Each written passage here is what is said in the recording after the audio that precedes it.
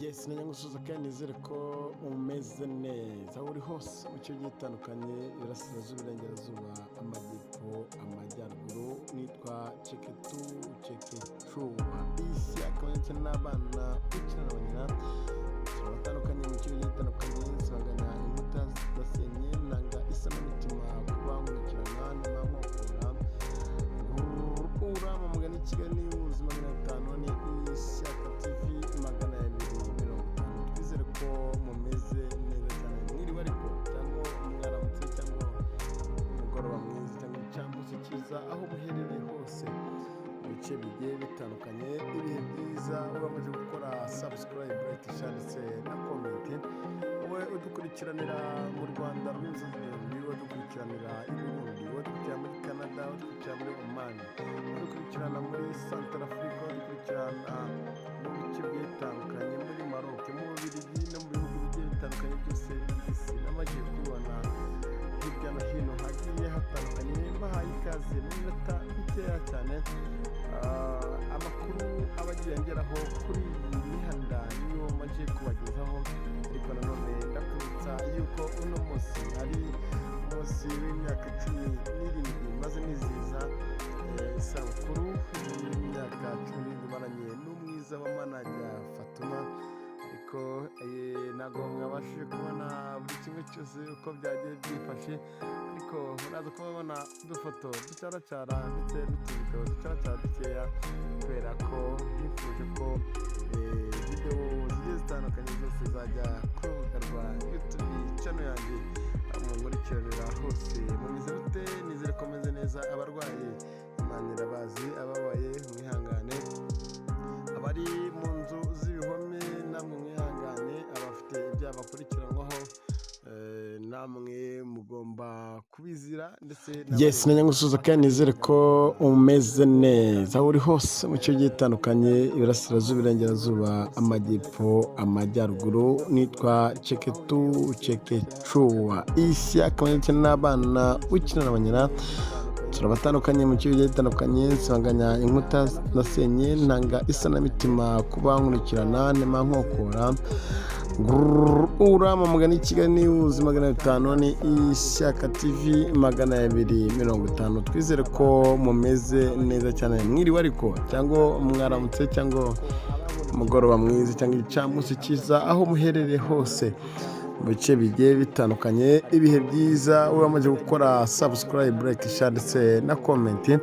Wowe udukurikiranira mu Rwanda rw'imisozi igihumbi, wowe udukurikiranira i Burundi, wowe udukurikira muri Canada, wowe udukurikira muri Oman, wowe udukurikirana muri Central Africa, wowe udukurikirana mu bice bigiye bitandukanye muri Maroc, mu Bubiligi no mu bihugu bigiye bitandukanye byose by'isi n'amaje kubibona hirya no hino hagiye hatandukanye. Bahaye ikaze mu minota mikeya cyane. Amakuru abagiye ngeraho kuri iyi mihanda niyo maje kubagezaho, ariko nanone ndakwibutsa yuko uno munsi ari umunsi w'imyaka 17 maze niziza isabukuru y'imyaka 17 maranye n'umwiza wa manager Fatuma.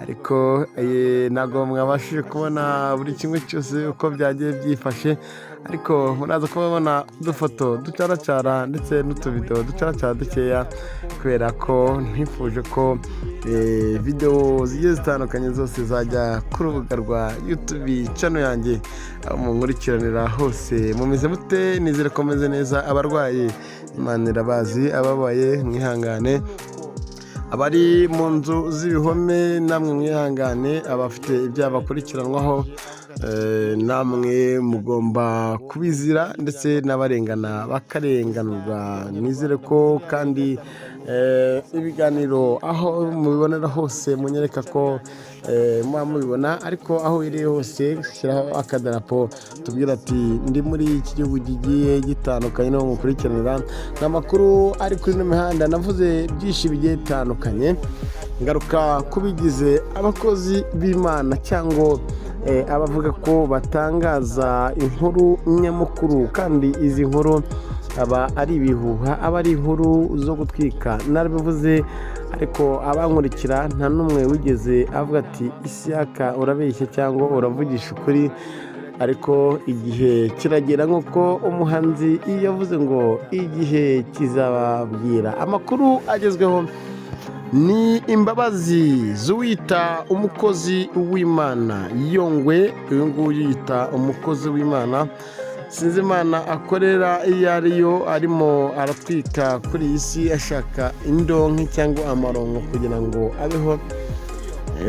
Yaje avuga byinshi bigiye bitandukanye muri buka nyakwigendera Theogene Inzahuke yitabye Imana azize impanuka. Yashize iminsi mikeya yitabye Imana, umuntu azamwitirira ngo ni umuvandimwe we. Uyu nguyu nawe mu gihuha yazanye, iki gihuha byarangiye atongeye kuvuga ku mbuga nkoranyambaga. Hashize iminsi twumva puraka zije ati hari umugore witwa Diane wabyaranye nawe, aho uyu Diane avuga ko yaganirije inshuti ye, nakwita ngo inshuti ye cyangwa undi muntu ntashaka kuvuga, akamubwira ko yabyaranye na Pastor Theogene afite umwana we. Aya makuru akaza kujya hanze. Indi nkuru nshyashya ni uko Rwagihuta cya gisiga kinini, Yongwe niwe waje avuga ati mu izina ryanjye ry'umuryango, mu izina ry'umuryango wa Pastor Theogene, mu izina ry'abanyarwanda, mu izina ryayo bagiye batandukanye, nsabye imbabazi ku biganiro natambukije kuri channel yanjye. Ndashaka kuvuga kuko icyo yifuzaga kubona views, yifuza kubona subscribers, yifuza kubona like na share. Ibi ngibi yarabibonye abyamamaza mu mafuti, ari we watangaje inkuru. We niwo nakita ngo Pastor Theogene. Angaba mu kiganiro cyanyuze kuri Kigali News 500, ariko n'umunyamakuru mugenzi wanjye Patrick Entertainer yavuzeho byinshi bigiye bitandukanye, nk'uko twagiriye inama wa muvandimwe waharaye imbere ya Gitifu ati simbisubiramo, tuvuga ati nimba udashaka kuba watabwa muri yombi ntuzagaruka ku mbuga nkoranyambaga vuga byinshi bigiye bitandukanye. Uyu nawe yaratwumvishije kuko ntawe urongera kumubona ku mbuga nkoranyambaga.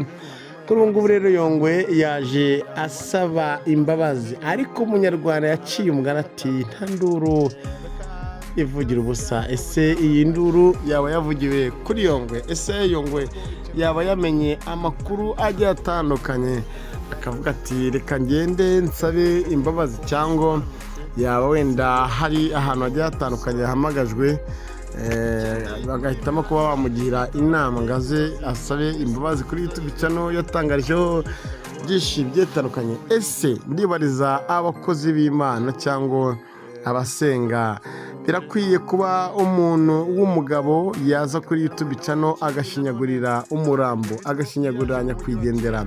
Ese birakwiye yuko izina ry'umuntu ryajya ku mbuga nkoranyambaga rigasebwa, rigateshwa agaciro? Pastor Theogene Inzahuke yavuye muri byinshi bigiye bitandukanye, ndetse n'ibyabaye mu 1994 byamugizeho ingaruka, ariko yitabye Imana azize impanuka mu gihugu cy'Ubugande. Namwe murabizi, byagakwiye ko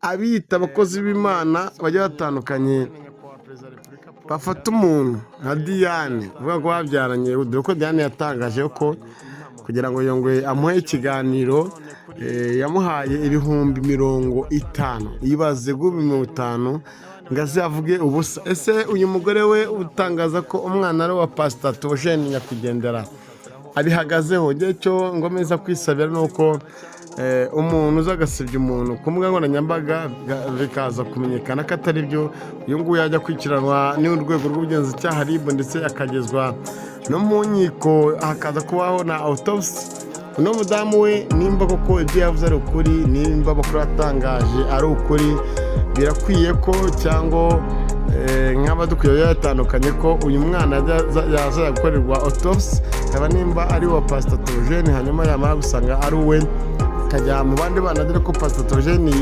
yareraga abana bagiye batandukanye. Reka tubwira siya umudamu wa Pastor Theogene akomeze yihangane, dore ko icyo namukundiye kuri iyi mihanda ntabwo yaje ngo nawe ngo avuge ngo byagenze gutya ngo bimeze bitya. Yerekanye yuko asobanutse, ndetse yari afite n'umugabo usobanutse.